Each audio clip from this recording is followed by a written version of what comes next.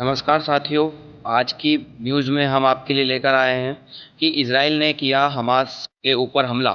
जी हाँ, इजराइल ने हमास पर बीती रात हमला किया है, जिसमें 11 लोगों की मौत का बताया जा रहा है और कुछ बच्चे और महिलाएं भी उसमें शामिल है। इजराइल ने हमला करते हुए कहा है कि हमास ने युद्ध विराम का उल्लंघन किया है। इसी वजह से इजराइल को उसका रिटेलिएशन करते हुए हमास के ऊपर हमला करना पड़ा। हमास का कहना है कि ये हमला हमारे ऊपर इजराइल ने किया है, ना कि हमने कोई उल्लंघन किया है।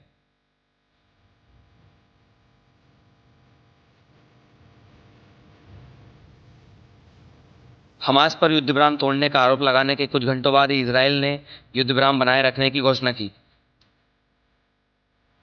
हालांकि कुछ दिन पहले आपको पता होगा कि डोनाल्ड ट्रंप और कतर के राष्ट्र अध्यक्ष के साथ मिलकर ट्रंप ने सीज फायर करवाया था और कहा था कि अब दोनों के देशों के बीच सीज फायर हो चुका है।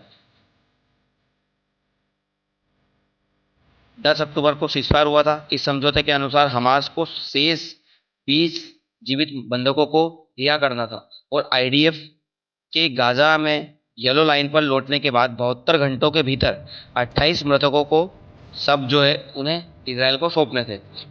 वहीं यूएस का कहना है कि हमास बंधकों के शवों को तलाश बहुत ईमानदारी से कर रहा है। US believes Hamas acting in good faith searching for bodies of hostages. दोस्तों, बता दें कि इसराइल ने दक्षिणी गाजा पर हमला शुरू किया। हमास ने इस पे इसराइल पर ही युद्ध विराम तोड़ने का आरोप लगाया है। इसराइल की सेना ने दक्षिणी गाजा के रफा में हवाई हमलों की पुष्टि की और हमास पर युद्ध विराम के उल्लंघन का आरोप लगाया। सेना के प्रवक्ता ने कहा है कि येलो लाइन के पास इजरायली सैनिकों पर कई हमले किए गए। यह वह इलाका है जहां इजरायली सेना अमेरिका की मध्यस्थता में हुए समझौतों के पहले चरण के तहत पीछे हटी थी।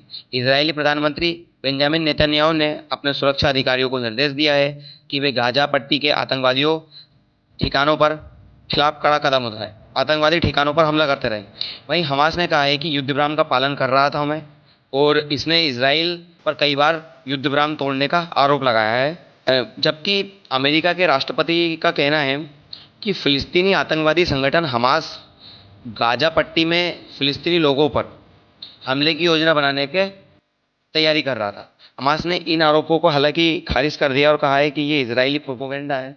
वही ट्रंप का एक मानना है कि हमास खुद के ही लोगों पर हमला करने की योजना बना रहा है, जो कि फिलिस्तीन में रह रहे थे। अभी कुछ दिन पहले ट्रंप ने नेतन्याहू और हमास के बीच समझौता कराते हुए कहा था कि अब युद्ध विराम हो गया है और कुछ दिनों के लिए साथ में शांति से रहेंगे। हालांकि ये बात ज़्यादा दिन तक चली नहीं और दोनों के बीच युद्ध विराम टूट गया है।